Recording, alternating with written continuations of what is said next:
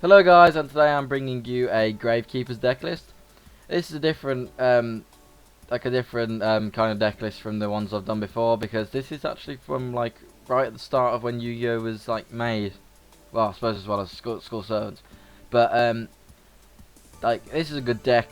Again, the same as my Gladiator Beasts. One of my friends actually used this deck quite a lot, and it was quite fun to play. But then they brought out more support, so I've kind of like exploited the new support in this deck list, and I've realised that Royal Tribute was limited, which was annoying. But anyway, if you'd like to watch me do every single deck list, like every single deck archetype in a video, then please subscribe. And you know, if you like my videos, then like, comment, subscribe, share, all that malarkey. But anyway, I'm gonna get onto the deck list now. So the first two cards are Gravekeepers Visionary.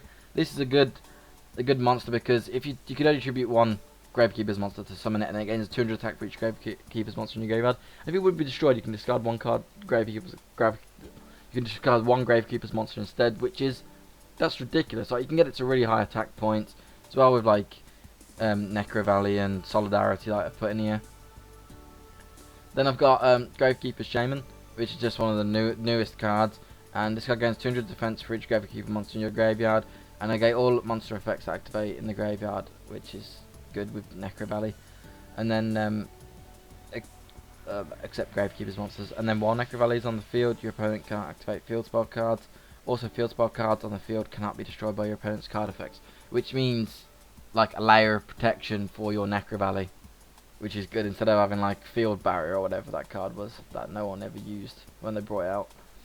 And I got double Gravekeepers Heretic. And this card is on the field is unaffected by all other card effects as long as Necro Valley is also on the field, which is really good, because when it's attacking and then they activate Mirror Force and stuff, this one will survive. And it's also got high attacking for high attack stat for a level 4 monster.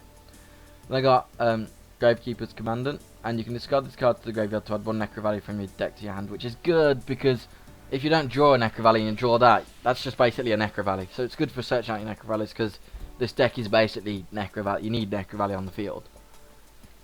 Then I got one Assailant, because it gets your ridiculous attacks with Solidarity as with the others, and when it attacks it can change one face of monster your opponent controls and change the battle position. So if you're attacking a monster with higher attack stat than Assailant, but a lower defense stat than Assailant's attack stat, you can destroy it because you've switched it in defense mode, which is good for like if you need that sort of thing, if you like with their high attacking monsters. So it's just good to have there if you need it. I got double Descendant, because you can choose one face of Gravekeeper's monster you control, except this card to destroy one card your opponent controls. That is really good. Like, it's basically a small scrap dragon with Gravekeepers. It's good. It's good. Some people only run one, but I would like to draw it, like more of a chance to draw it. I got 3 Gravekeepers Spy. This is the best Gravekeepers card, arguably. Flip, special run 1 Gravekeepers monster with 1,500 or less attack from your deck. And with 2,000 defense, it is pretty much guaranteed safety. As well as with Solidarity giving it 800 defense, I think. No, it doesn't give it 800 defense. Never mind. If it gets 500 defense from Necro Valley, it's got 2,500 defense. That is stupid. Then the last monster is Gravekeepers Recruiter. This is also a good card. It's like stupid. When this card you control is sent to your graveyard, add 1 Gravekeepers monster with 1,500 or less defense from your deck to your hand. That is basically like a Witch of the Black Forest / Sangan, whichever one does the defensive one. I think it's Witch of the Black Forest for this deck. That is ridiculous. Witch of the Black Forest has been banned for however long as I can remember. If it is still banned, let me check. Yes, it's still banned. It is still banned from when it first came out. That was ridiculous. Why even is it still banned? Sangan's banned as well, isn't it? Yeah. I suppose it's because they're like all-round searchers, but they're not that great anymore. Anyway, that was the last monster in this deck, and I just went a bit hyper about that. But it is basically a Witch of the Black Forest for this deck at 3, which is ridiculous. Then going on to the spell cards, got Allure of Darkness. Mystical Space Typhoon and Book of Moon as like the staples, and Alert of Darkness is just a staple for darks, draw cards, you know. They got Royal Tribute. Activate only when you control Necro Valley. Both players discard all monster cards in hand. That is good, because it means if Necro Valley is on the field, the monsters they discard cannot use their effects in the graveyard. And if you already have monsters on your field, that's good. And also with Gravekeepers Stelly, you can just add them back to your hand. Which it's just, no wonder it's at 1. No wonder it is at 1. Then we've got 2 Gravekeepers Stelly, which I was talking about in Royal Tribute. Select 2 Gravekeepers monsters in your graveyard and add them to your hand. This effect cannot be negated by the effect of Necro Valley. It just all interlinks, and that is good with Royal Tribute, because you can just Royal Tribute, get rid of everything, add what you want, and then you've already got hand advantage as well as the able to get field advantage. Ridiculous. They got 3 I've already gone over them. They got 3 Solidarity, which, because every card in this deck is a spellcaster monster, and I've added some like spellcasters into the extra deck, it means plus 800 attack.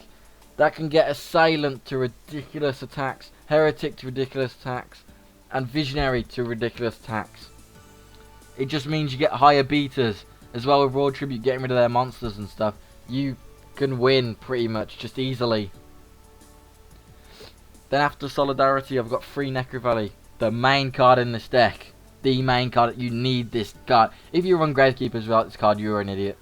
And it's all Gravekeepers monsters gain 500 attack and events. Cards in either player's graveyard cannot be removed from play.